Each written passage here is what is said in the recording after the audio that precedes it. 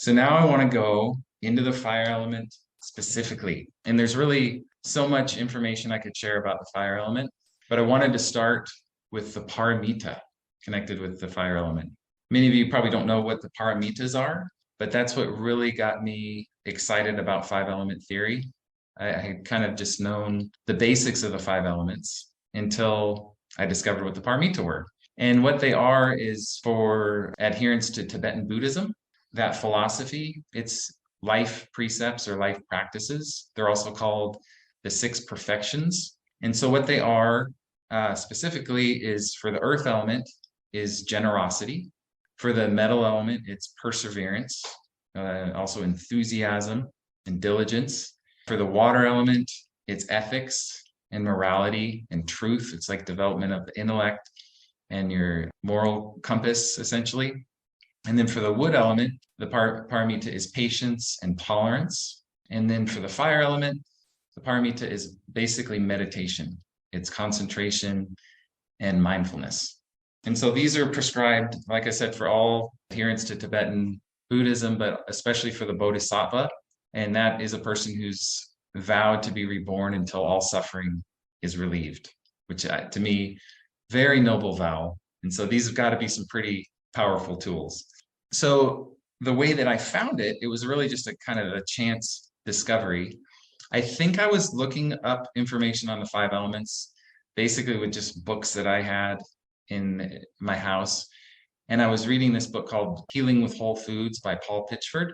And there was just this one little footnote in the five element section, like literally a footnote with, the little asterisks on it.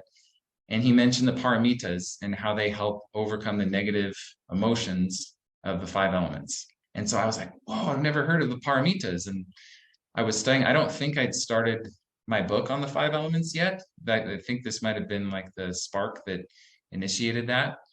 But so I started doing a bunch of research and I found nothing. Nothing's out there. And I think there's still nothing out there that connects the paramitas to the five elements. And so it's just this one reference in this book. So I emailed Paul Pitchford, and it was really, really an awesome experience because I emailed him at night and then he emails at like 4 a.m. And, I wasn't really even expecting a response, but he says, it's amazing. I had a dream last night that for the first time, someone emailed me on the connection between the paramitas and the five elements for the first time. And I was just like, wow, okay. So we were linked up psychically. And so I asked him, where else can I find more information on this connection and the history of it? And he said that he learned it from his teacher in China, but he didn't have any resources other than his teacher. So again, I was just kind of like left at a dead end. But he gave me a good piece of advice, which was basically that everything about Qigong, everything about Chinese medicine is really learning the principle, getting introduced to the principle, and then applying it and seeing it come to life through your own experience. And that's really what has happened for me. And I think you'll see too, just in talking about the fire element, the connection between the paramitas and the elements is totally, totally obvious and totally natural.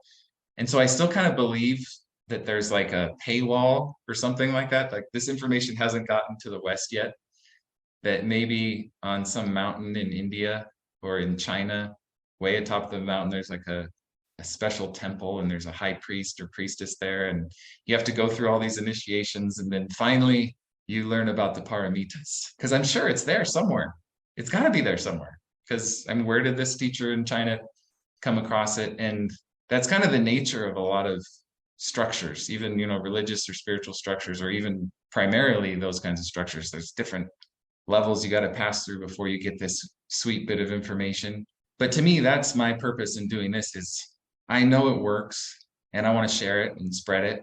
And I hope you take that on as well and learn it and study it and experience it, because I think you'll find that really the spiritual piece of Qigong and understanding the virtues and the mindset and the attitude, it has such a profound impact physically. We think so much that we have to exercise or have the right diet in order to improve our physical health. I've experienced just a huge shift and a really much more effective practice in just applying the mindset because we all know it. We all know that when we have anxiety, we may not know it specifically hurts our heart, but we know it's going to have ramifications physically. If we're always anxious, if we're always angry that emotional charge, it's like, oh, of course it's going to create a physical disease or illness. And again, these paramitas, they have that charge of shifting the emotional state. And so that's what I want to share with you. And again, I hope you pass this along